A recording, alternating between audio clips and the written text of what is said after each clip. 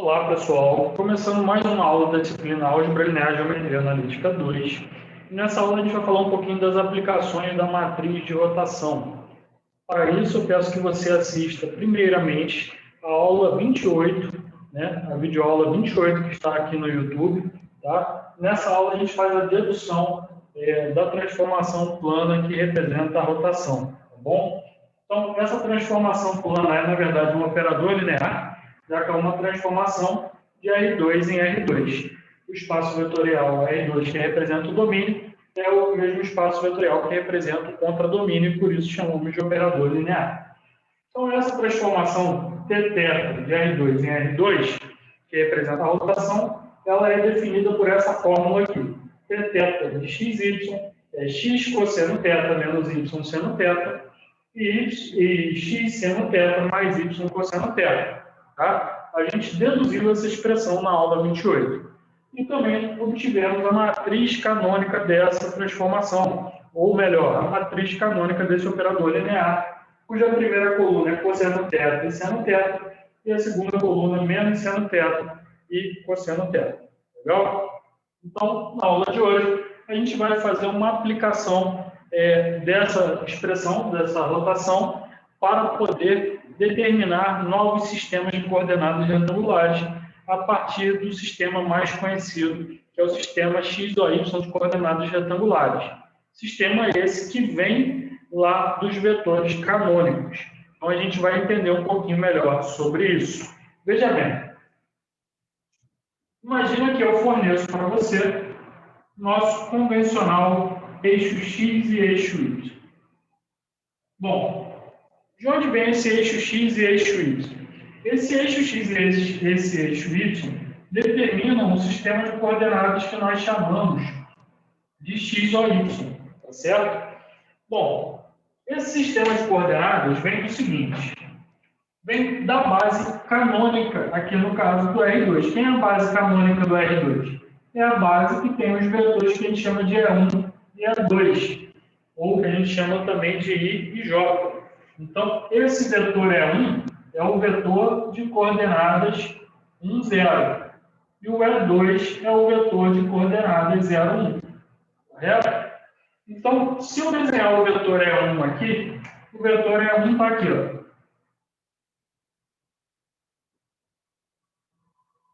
E o vetor E2 é esse vetor aqui de coordenadas 0, 1. Bom, então é o seguinte, o vetor E1, os múltiplos dele vão determinar todos os pontos ou todos os vetores que estão sobre o eixo x. Se eu pegar o dobro de E1, eu vou determinar um vetor que está aqui, ou um ponto que está aqui. Né? Se eu pegar a metade de E1, eu vou determinar um vetor que está aqui, metade de E1, um meio de E1. Menos um meio de E1 vai determinar um ponto aqui. Menos 2 E1 vai determinar um vetor aqui.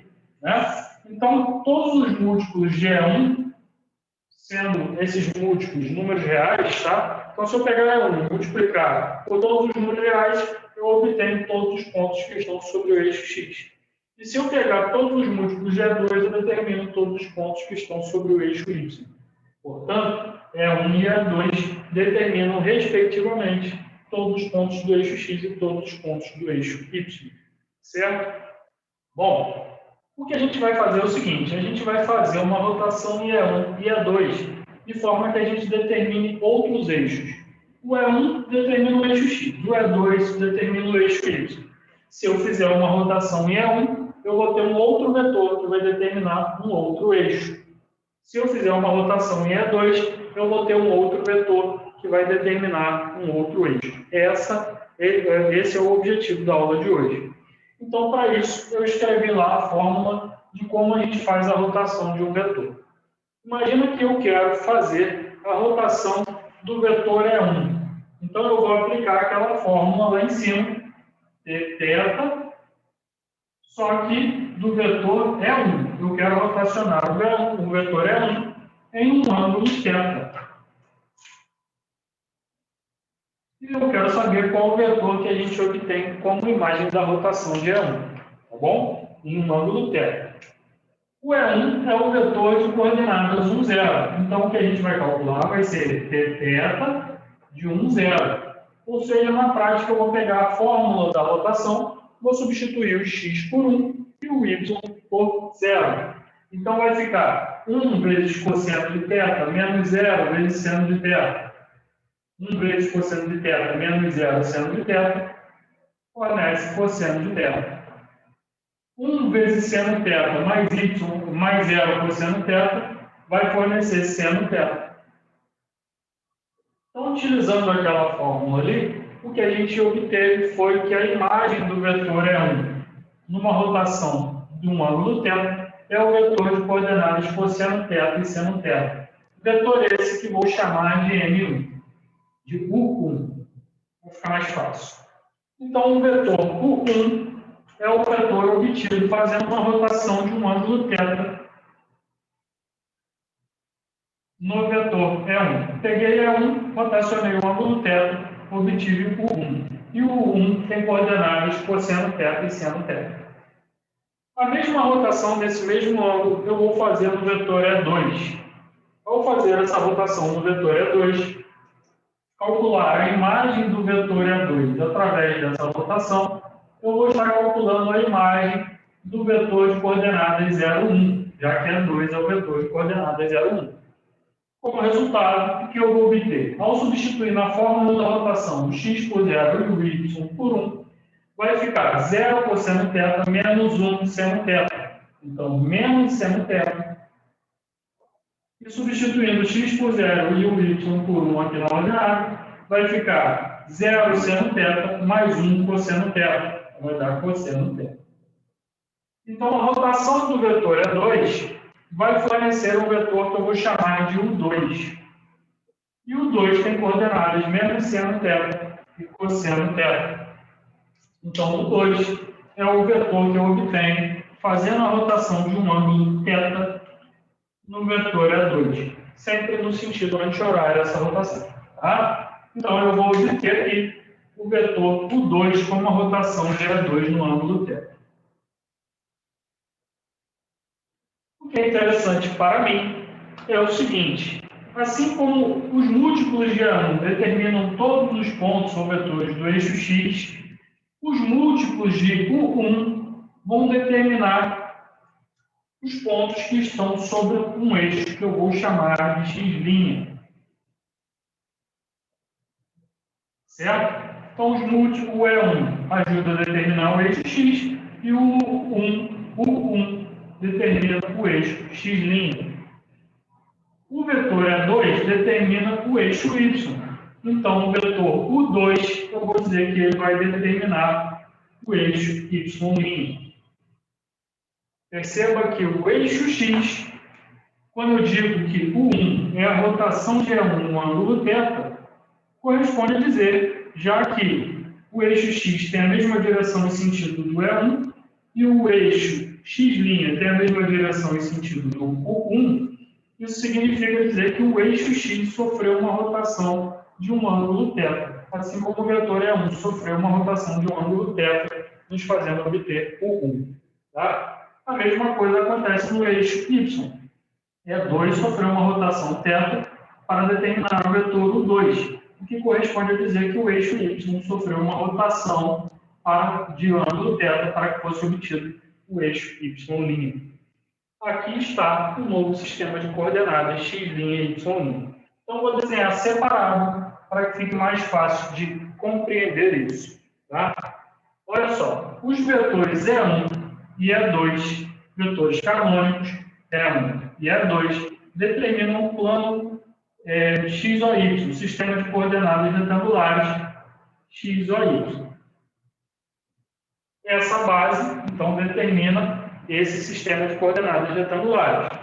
Mas a base, que eu vou chamar de P, e é formada pelos vetores U1 e U2, vão determinar um novo sistema de coordenadas, sendo que o U1 ele é obtido fazendo a rotação de E1. Então, o U1 é o vetor de coordenadas cosseno θ e seno θ. E o 2 é obtido fazendo a rotação de E2. Então, o 2 tem coordenadas menos seno θ, cosseno θ. Bom, parando para entender isso, vou desenhar aqui o 1 e o 2. Está aqui o vetor o 1 e está aqui o vetor o 2. Esses dois vetores determinam também um sistema de coordenadas retangulares. O 1 determina o eixo que a gente chamou de x', e o 2 determina o eixo que a gente chamou de y'. Então, esse sistema de coordenadas é o sistema x' ou y'. Legal? Enquanto, aí eu vou apagar aqui para poder ficar mais fácil de visualizar, enquanto os vetores E1 e E2 determinam o sistema de coordenadas x ou y.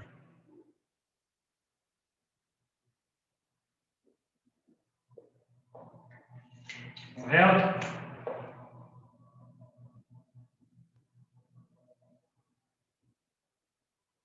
O que é interessante para a gente entender é que a base que eu chamei de P, determinadas pelos vetores U1 e U2 assim definidos, determina esse sistema de coordenadas x' ou y'.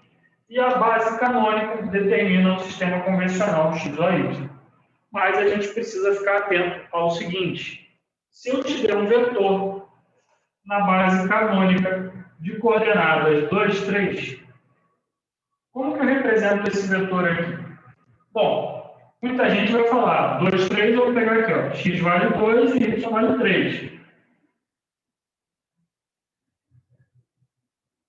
E aí vou tracejar e conectar, eu vou obter esse ponto aqui e traçar o meu vetor V de coordenadas 2, 3.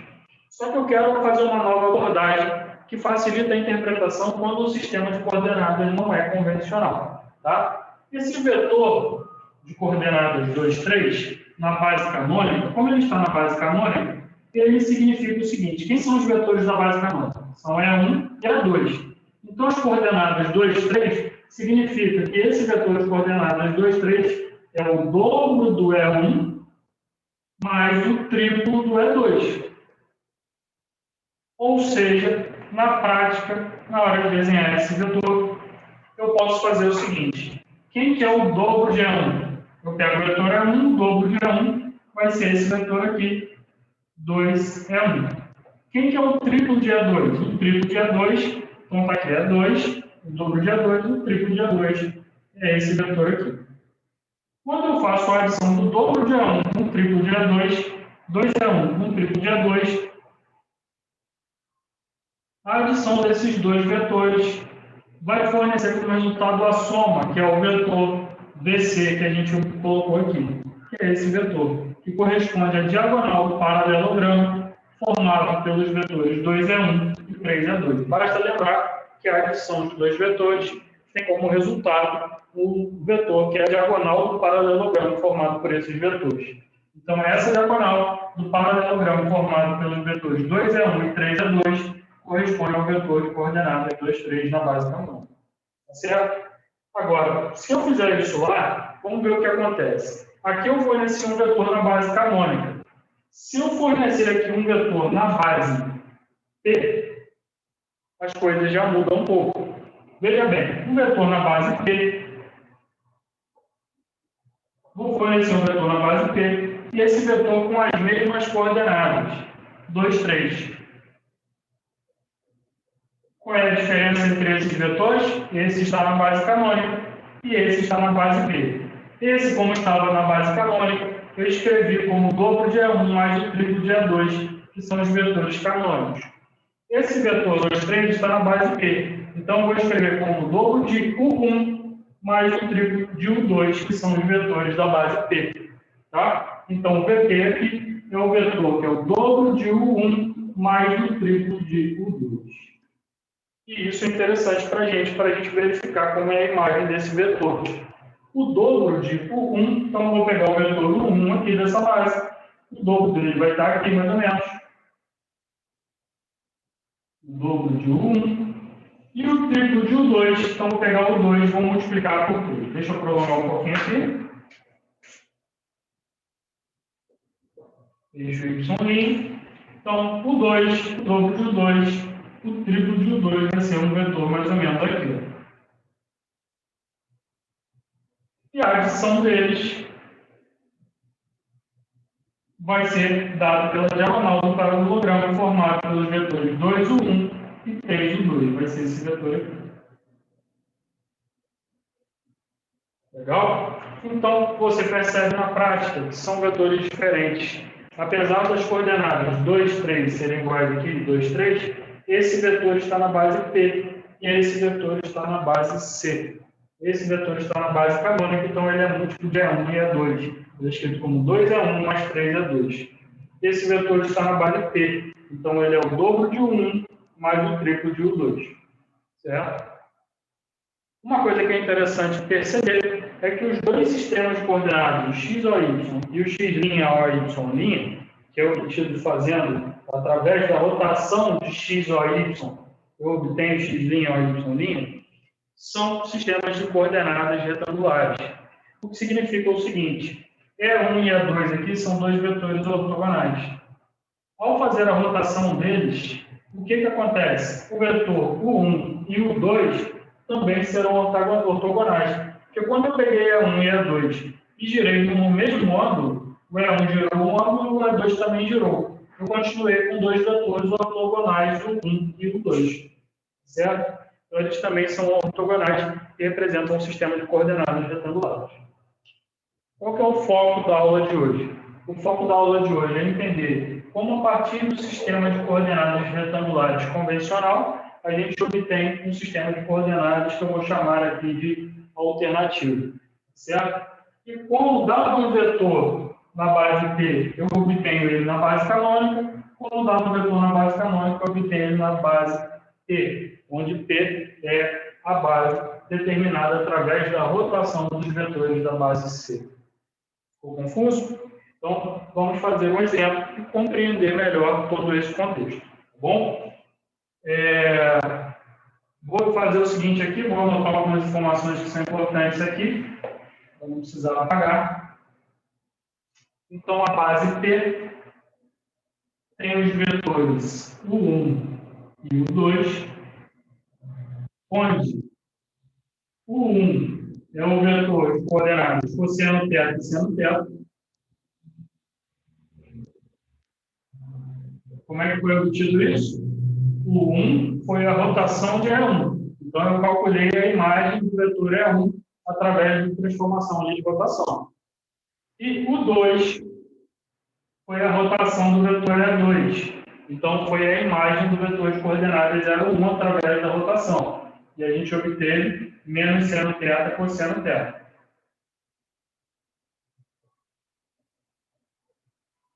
Legal? Bom, uma outra coisa que eu preciso anotar, que é interessante, é entender que essa matriz de rotação, ela pode ser também entendida como uma matriz de mudança de base. Tá? Veja bem, quando eu quero mudar de base de P para C, ou seja, dessa base P com os vetores 1 e o 2 para a base canônica, eu posso utilizar essa matriz como uma matriz de mudança de base. Então, vamos tentar entender isso rapidinho. E aí a gente já resolve o exercício. Bom, essa matriz que eu falei que pode ser usada como matriz de mudança de base de P para C. É a matriz que tem o quê como entrada? Cosseno θ menos seno θ, seno θ, cosseno θ.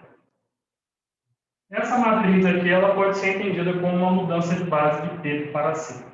Como é que eu obtenho uma matriz de mudança de base? A gente viu nas últimas videoaulas que basta fazer o seguinte. Para mudar de base de P para C, a primeira coluna da matriz vai ser o seguinte. Eu vou pegar o primeiro vetor de P e vou escrever na base C. E a segunda coluna vai ser o segundo vetor de P na base C, já que eu estou fazendo a mudança de P para C. Então, P tem o primeiro vetor de P, o 1. Escrever o 1 na base canônica. E a segunda coluna, vou pegar o segundo vetor de P e vou escrever na base canônica, então vou pegar o 2 na base canônica. O interessante é que o 1, esse vetor aqui, já está na base canônica. 1 na base canônica é igual a 1. Veja bem, quem que é o vetor 1? Cosseno θ, seno θ. Como é que eu passo ele para a base canônica? Eu tenho que descobrir quais são os coeficientes, eu vou chamar de A e B, e tenho que escrever esse vetor 1 como combinação linear dos vetores da base canônica, que são 1, 0 e 0, 1. Então, esse vetor tem que ser escrito como múltiplo de 1, 0 mais um múltiplo de 0, 1. O valor de A e B vão determinar as coordenadas de 1 na base canônica. Certo? Então, os valores de A e B que eu encontrar aqui serão as coordenadas do vetor 1 na base canônica. Mas preste atenção de que coisa interessante. Eu peguei o vetor 1 aqui, cosseno θ, seno θ, e então vou tentar escrever ele como múltiplo do vetor 1, 0 da base canônica, mais o múltiplo do vetor 0, 1 da base canônica. E esses coeficientes vão entrar aqui nas coordenadas de 1 na base canônica. Vamos tentar então obter A e B para a gente ver o que acontece. Isso aqui vai ficar cosseno θ, seno θ, A vezes 1, 0 dá 0, B vezes 0, 1 dá 0, B. Efetuando a adição desses vetores, a gente vai obter cosseno θ e seno θ igual a mais 0 dá A, 0 mais B dá B. Pela condição de igualdade, A igual a cosseno θ e B igual a seno θ. Portanto, as coordenadas de 1 na base canônica são A e B, sendo que o A é cosseno θ e o B é seno θ. Legal? Então, quando eu falo o 1 na base canônica, é o vetor de coordenadas cosseno θ e seno θ, que são as mesmas coordenadas de 1. Então, o 1 é a mesma coisa do que o 1 na base canônica. O que, resumindo, significa dizer que o 1 já é um vetor que está expresso em termos da base canônica.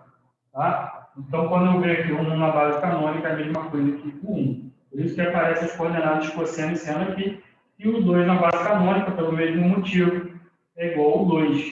Então, por isso que aparecem as coordenadas do 2, né? Do seno e cosseno aqui na segunda coluna.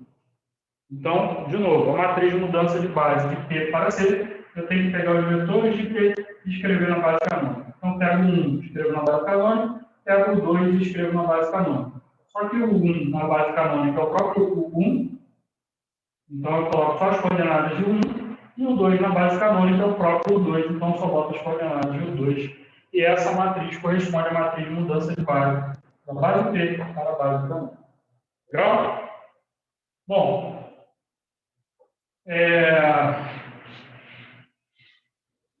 então, para que serve essa matriz? A gente viu que se for dado um vetor na base P, eu consigo passar ele para a base canônica utilizando essa matriz de mudança de base. Então, se for dado um vetor na base P, para passar para a base canônica, basta pegar esse vetor e multiplicar pela matriz de mudança de base de P para C. Eu pego o vetor na base de P, multiplico pela matriz de mudança de base de P para C, e como resultado eu obtenho o vetor B na base canônica. Então a gente vai ver como essas informações são úteis para a gente. Tá bom? Eu vou resolver um probleminha aqui para a gente ver como é que fica.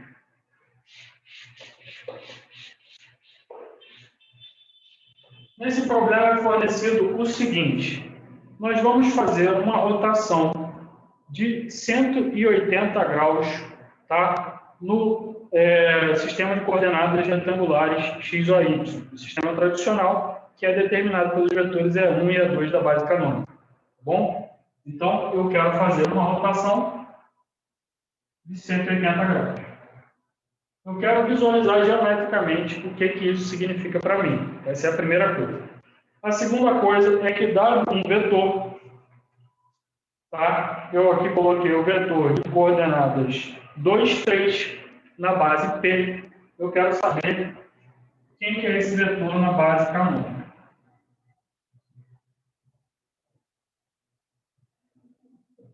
E eu quero visualizar geometricamente essas duas coisas. Então, vamos começar do começo, né? A melhor forma de se começar é do começo. Então, significa o seguinte para mim. Na base canônica, a gente tem que os vetores da base canônica são E1 e E2. O E1 é o vetor de coordenadas 1, 0, e o E2 é o vetor de coordenadas 0, 1. Legal? Bom, esses vetores ajudam a determinar dois eixos. O vetor E1 determina o eixo X e o E2 determina o eixo Y. E aqui, então, está o sistema X, O, Y. Legal? Bom, eu quero fazer uma rotação de 180 graus nesses vetores E1 e E2. Ou seja, consequentemente, eu quero rotacionar o eixo X em 180 graus e o eixo Y em 180 graus também, e quero ver o que eu vou obter. Para entender essa rotação, o que a gente vai fazer? Em vez da base canônica, a gente vai obter uma nova base P. Em vez da base C, a base P, que é composta pelos vetores U1 e U2. Quem que vai ser o vetor U1? U1 é o vetor cosseno θ, seno θ. Por que ele é esse vetor? Ele é a rotação do vetor 1, 0. Só que o θ, aqui no caso, a gente vai substituir pelo ângulo da rotação, que é 180 graus. Então, vai ficar cosseno de 180 e seno de 180. Cosseno de 180 menos 1. E seno de 180, 0. Então, o 1 é o vetor menos 1, 0. E o 2, menos seno de 180, que é 0. E cosseno de 180, que é menos 1. Então, o que significa isso? Quem que é o 1 e o 2? Eu vou fazer aqui, já está desenhado, fica mais fácil. O 1 é o vetor de coordenadas menos 1, 0. X vale menos 1, Y vale 0. Esse vetor é o vetor 1. Foi a rotação em 180 graus do vetor E1. Certo? E o 2 é o vetor de coordenadas 0, menos 1. X vale 0, Y vale menos 1. Então, vai ser esse vetor aqui. 2. Rotação de 180 graus no vetor E2. Pego o E2, rodei 180 graus e aí eu obtive o 2.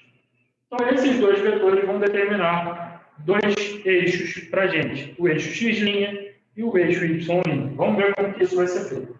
Só para ficar mais claro, eu vou desenhar o 2 e o 1 separadamente aqui. O 2, então, é um vetor que está para baixo assim. Falta espaço, né? Então, o 2 está aqui e o 1 para a esquerda aqui. Ó.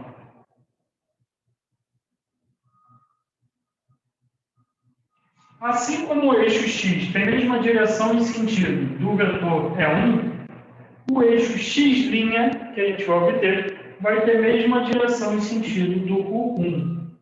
Tá? Então, eu vou desenhar aqui o eixo com a mesma direção e sentido do U1, que é o eixo X'. Então, o 1 determina o eixo X' da mesma forma que a 1 determina o eixo X. Perceba a direção que eu coloquei a setinha, ó. Seguindo a mesma direção, aliás, o sentido, né?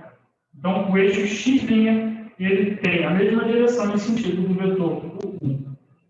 O vetor U2 aponta para baixo, então o eixo Y' vai apontar para baixo também. Esse vai ser o eixo Y'. Então, eu determinei um novo sistema de coordenadas retangulares X', O, Y'. Legal? Então, essa é a interpretação geométrica primeiro que vocês têm que fazer. Bom, deixa eu apagar esse monte de coisa que eu fiz aqui para ficar mais claro. Bom, o que é interessante a gente entender agora é o seguinte. Foi fornecido o vetor na base P de coordenadas 2, 3. Eu preciso desenhar ele. Esse vetor na base P de coordenadas 2, 3. Como é que vai ser esse vetor? Se esse vetor está na base P e ele tem coordenadas 2, 3, quem que é a base P? A base P tem os vetores U1 e U2. Então, ele é o dobro de U1 mais o triplo de U2. Legal? porque o 1 e o 2 são os vetores da base P. Então, agora, para desenhar o vetor V na base P, eu tenho que fazer o dobro de U1 mais o triplo de U2. O dobro de U1, o 1 está aqui, o dobro, então, vai ser esse vetor aqui. Esse aqui é o dobro de U1. O triplo de U2, então vou pegar o 2 está aqui, o dobro de U2 seria aqui, o triplo de U2 seria aqui. Então esse aqui é o triplo de U2.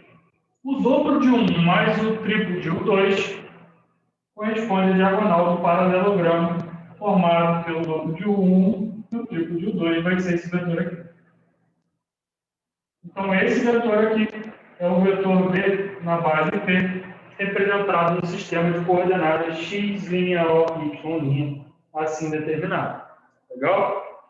Bom, o problema pede para determinar esse vetor na base canônica e desenhá-lo na base canônica também. Como que a gente pega esse vetor P, vetor na base P, e passa ele para a base canônica? Primeira coisa é escrever esse vetor que está na base P como um vetor coluna. Então, esse vetor V, deixa eu escrever aqui para ficar mais claro. Esse vetor V na base P, ele é um vetor de coordenadas de 2, 3. Como eu mudo ele de base de P para C, de P para C, então eu uso essa matriz de mudança de base de P para C e essa fórmula aqui, ó. Para mudar o vetor da base de P para a base C, eu pego a matriz de mudança de base de P para C e multiplico pelo vetor V na base P. Isso vai fornecer como resultado o vetor na base canônica. Então, o vetor V na base canônica é igual a matriz de mudança de base de P para C, que é essa daqui. Cosseno θ menos seno θ, cosseno θ. E vamos multiplicar pelo vetor V na base P, que é o vetor de coordenadas de 2, 3. Bom, é interessante que eu entendo que a minha rotação foi de 180 graus. Então, eu vou substituir o θ por 180.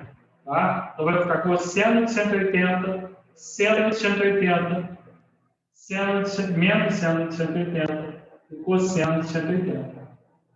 Ou seja, cosseno de 180 é menos 1, seno de 180 é 0, então menos seno de 180 é 0, seno de 180 é 0, cosseno de 180 é menos 1. Isso eu vou multiplicar pelo vetor 2, 3 na forma de uma matriz de coluna.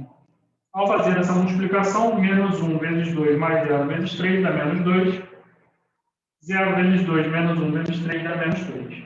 Então, significa que esse vetor na base P, passando ele para a base canônica, ele vai ser o vetor menos 2 menos 3. O que significa isso na prática? Como agora ele está na base canônica,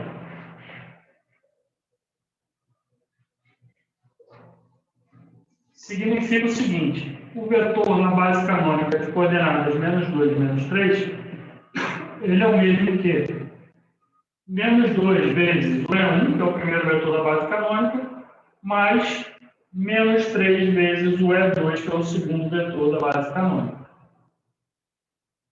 Certo? Menos 2 menos 3, menos 2 é 1, mais menos 3 é 2. Então, quem que é menos 2 é 1? É 1 é esse vetor, menos 2 é 1, vai estar aqui mais ou menos. Menos 3 é 2, é 2 está aqui, menos 3 é 2 é 1, 2, 3. Então, menos 3 é 2 vai estar aqui mais ou menos. Ao efetuar a adição desses dois, menos 2 é 1 mais menos 3 é 2, eu obtenho a diagonal desse paralelogramo aqui. E esse é o vetor V na base canônica. Sabe o que é interessante? É perceber que em diferentes sistemas de coordenadas eu consegui representar o mesmo vetor. Perceba que o vetor V na base P ele tem coordenadas 2, 3. Na base canônica, ele tem coordenadas menos 2 e menos 3. Tá? Então, os vetores têm coordenadas diferentes porque eles estão representados em sistemas de coordenadas retangulares diferentes. Aqui é x', y', e aqui é x', y'. Como que foi obtido esse sistema de coordenadas retangulares de linha O, Y'? Foi feita a rotação de 180 graus nesse sistema de coordenadas x, o, y. Como foi feita a rotação de 180 graus? Rotacionei E1 de 180 graus e E2 de 180 graus. Para rotacionar esses vetores, eu usei essas fórmulas. Ou eu poderia simplesmente calcular a imagem de E1 e E2 utilizando a fórmula da rotação e substituindo o teto por 180 graus. Chegaria ao mesmo resultado. Tá bom? Mas aí a gente percebe que o vetor V na base canônica e o vetor V na base P são os mesmos, representam o mesmo vetor. Geometricamente são o mesmo vetor. Tá? A diferença é que eles estão em sistemas de coordenadas retangulares diferentes e por isso têm coordenadas diferentes. Legal? E estão, logicamente, como escrito, em relação a bases diferentes. Aqui embaixo na base canônica e aqui na base formada pelos vetores U1 e U2, que são obtidos da rotação de E1 e E2 a 180 graus. Acrescentando a isso, a gente poderia ter um problema inverso. Aqui eu forneci o vetor V na base P e pedi o vetor V na base canônica. Eu poderia fornecer o vetor na base canônica e pedir o vetor na base P. E aí o que você teria que fazer é o seguinte. Essa matriz de mudança de base muda da base P para a base C. Né? Então, se eu fornecer o vetor na base P, você consegue obter o vetor na base C usando essa matriz de mudança de base. Se fosse o contrário, eu forneci o vetor V na base C e quero o vetor V na base P, você precisaria da inversa dessa matriz, que é o que a gente vai fazer agora. Mais um exemplo aí para poder ficar bem claro para vocês. Deixa eu pegar aqui onde eu escrevi. Então, vamos lá.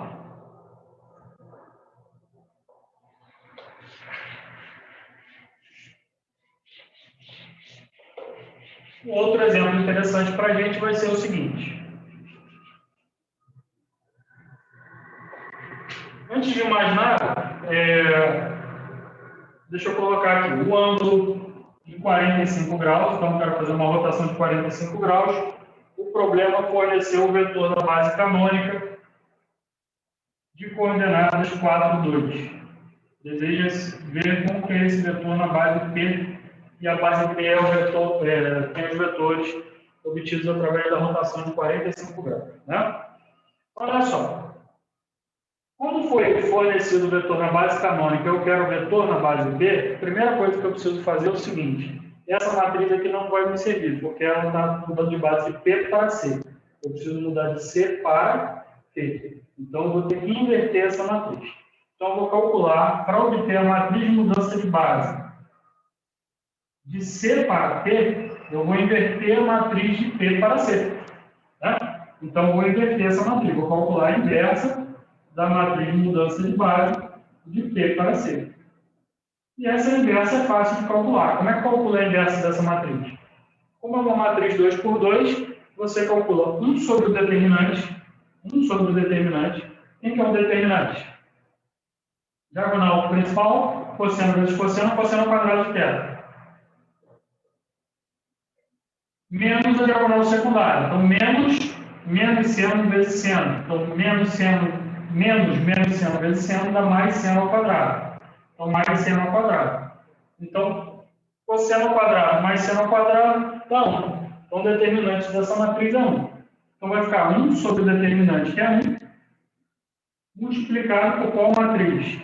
Para você inverter essa matriz, troca as entradas da diagonal principal de lugar. Como são iguais, não faz diferença. E troca o sinal das entradas da diagonal secundária. Então, menos seno vai ficar seno positivo. E seno positivo vai ficar menos seno. Resumindo, essa matriz de mudança de base C para P vai ficar igual a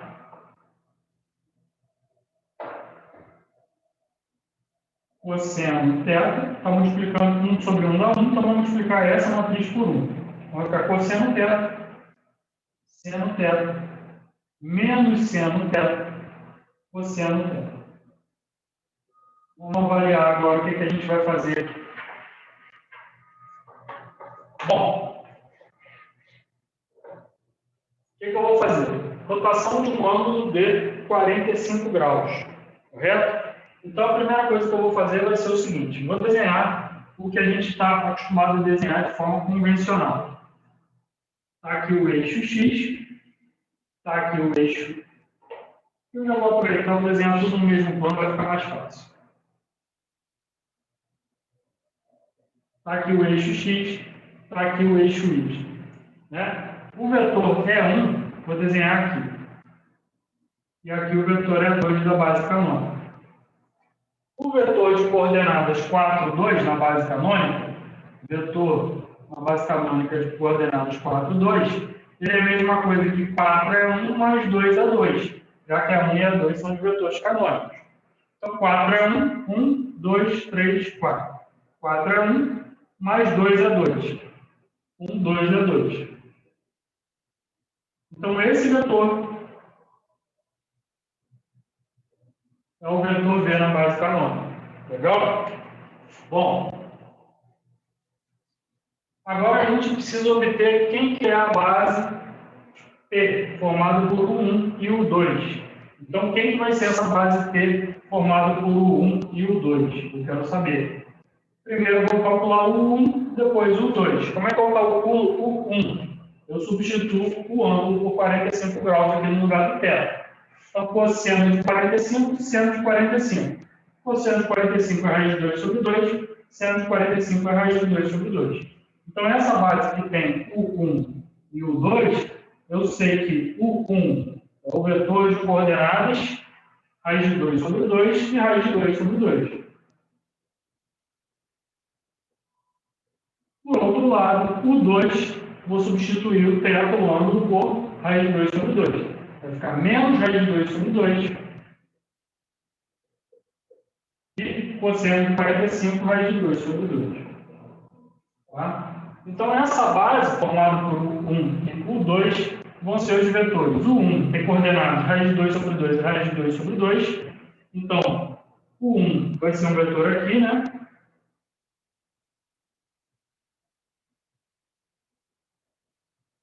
X vale raiz de 2 sobre 2 e Y vale raiz de 2 sobre 2. Então, o 1, vou tentar desenhar da melhor forma possível aqui.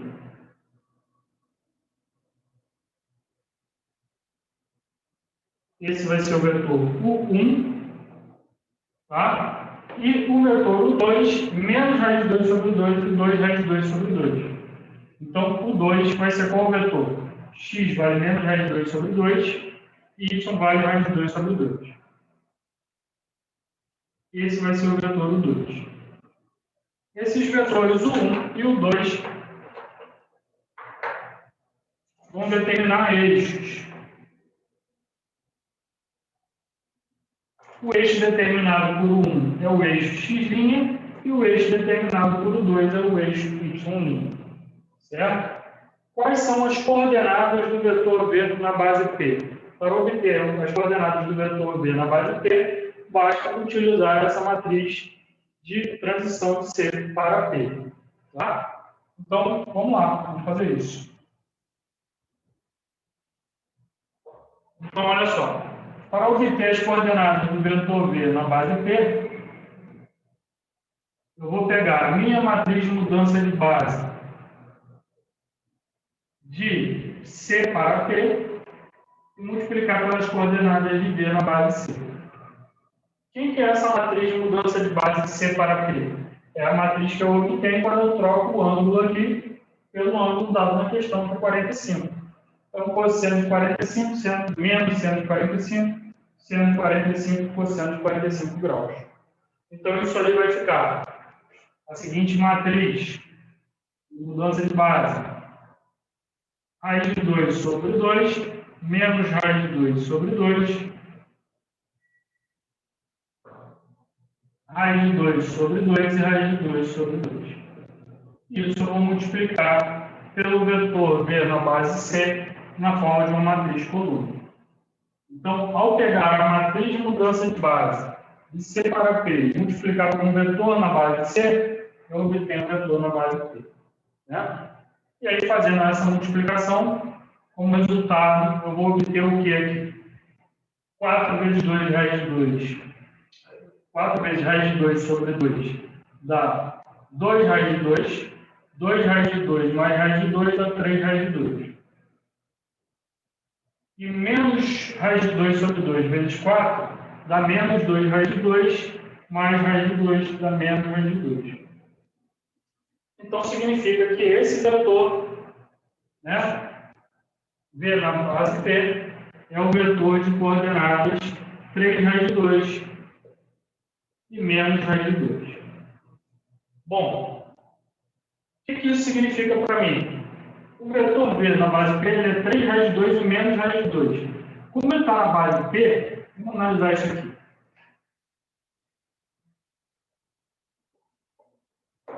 O vetor V na base P é o vetor de coordenadas 3 raiz de 2 e menos raiz de 2. Como ele está na base P, isso significa que quem são os vetores de P? O 1 e o 2. Então, ele é 3 raiz de 2 vezes o 1 mais menos raiz de 2 vezes o 2. Assim como a gente faz com E1 e E2, a gente faz com o 1 e o 2. Certo? Então, ele é 3 raiz de 2 vezes o 1, vai dar mais ou menos aqui. Certo? Aqui o vetor 1. 3 raiz de 2 vezes ele vai dar esse vetor aqui. Tá bom? E menos raiz de 2 vezes o 2. Então, eu vou pegar o 2 e vou multiplicar por menos raiz de 2. Na verdade, esse eixo aqui está errado, né? Deveria ficar assim. Deixa eu refazer o desenho para ficar bem mais claro aqui para a gente.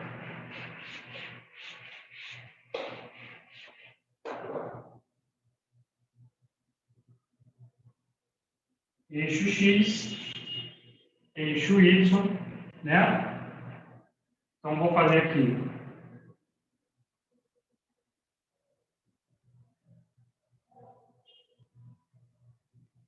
O vetor é 1. O vetor é 2. Tá bom? O vetor V na base canônica tem coordenadas 4 e 2. Então, 1, 2, 3, 4 é 1, mais 2 é 2.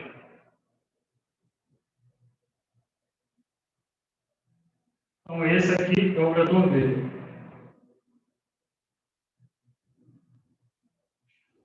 Bom, o que a gente vai fazer agora? Desenhar os vetores o 1 e o 2.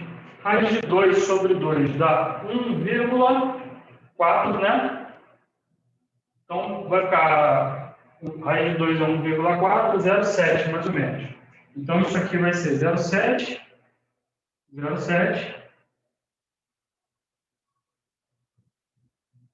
Esse vetor vai ser o 1 e o vetor o 2 vai ser menos raiz de 2 sobre 2 e raiz de 2 sobre 2 vai ser esse aqui.